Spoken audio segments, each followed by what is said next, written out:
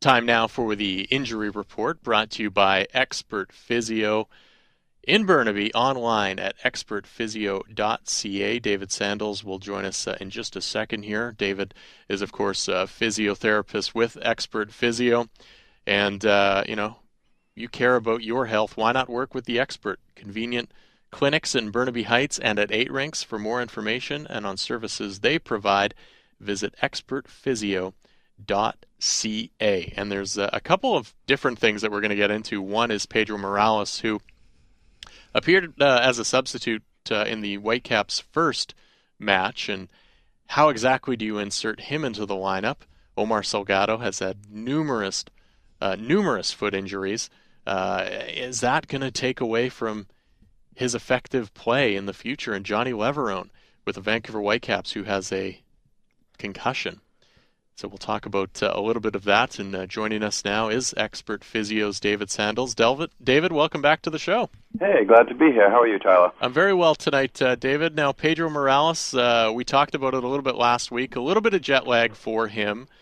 Played as a substitute into the first Whitecaps match. How quickly do you insert him, not only with sort of that just traveling over here, but also getting used to some of the things here in Major League Soccer in North America, including turf pitches? Well, I think in terms of jet lag, on average, they say an hour equals 1 day. So if he's sort of at 9 hours in Spain, so 9 days later, he should be completely free of that. I think he arrived on the 4th, so he played 20 minutes or so, and he looked very sharp, I must say, and the goal he scored didn't look like he was suffering from any kind of jet lag at all, did he? No, definitely not. So I don't think in those terms he'll have any issues. He's halfway through the season for Malaga, so I would assume that he arrived here fit. I'm sure that if they need him on the field for the full 90, they'll play him, but hopefully they don't. But I'm sure he's ready, and I'm sure he's physically ready to go. So hope we see him. Now, Omar Salgado, he's had numerous foot injuries over the last couple of seasons. What type of recovery is he going to have to deal with? And so many pins in his foot, and how effective is he going to be in the future? Well, he should have fully recovered from that. He's been, I think, 10 months since the last injury. Now, the particular bone, the fifth metatarsal, if you break it in the wrong place, or the right place if you like, there's an area of that bone that has a very poor blood supply. And as a result, it either doesn't heal or heals very slowly or very poorly. I don't have the details of his injury, but I would assume that happened because he had the second fracture that was considered a stress fracture, and then the third one again, sort of about 6 months apart. Now he's had surgery again, so hopefully the screws would have held the pieces in place, and they've been very conservative with his rehab, because often after surgery they can be returning to sort of full play, sort of 8 to 10 weeks. And this has been 10 months.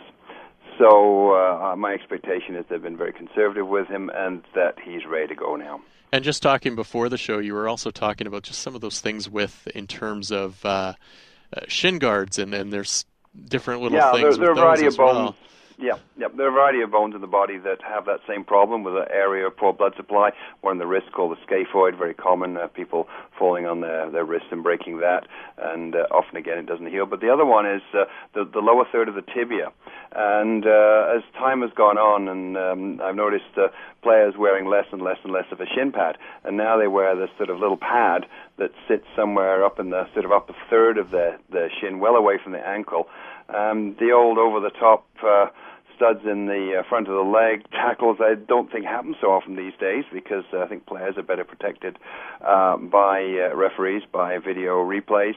But when they do, that area is often completely unprotected by any kind of shin pad.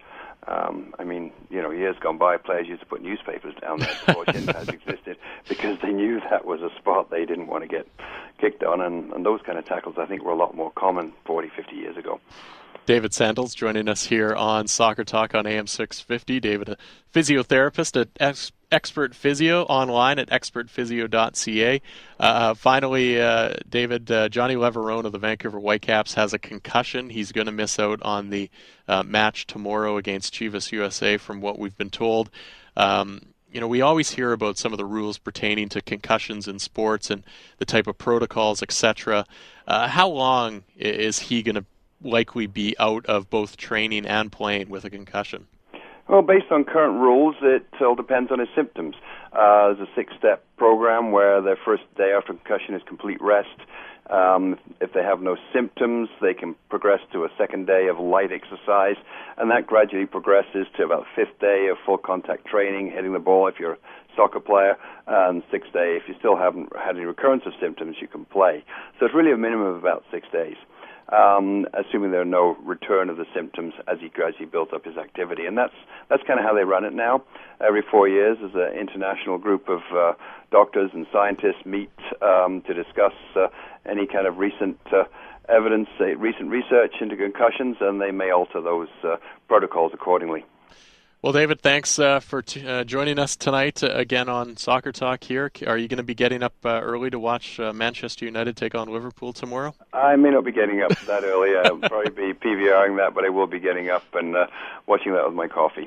Perfect, David. Thanks for joining us. We'll talk to you again next week. Okay, bye, Tyler. That was David Sandals joining us here on Soccer Talk. David, a physiotherapist at Expert Physio. If you care about your health, why not work with the Expert Convenient Clinics in Burnaby Heights and at 8 Rinks? For more information on the services they provide, visit expertphysio.ca.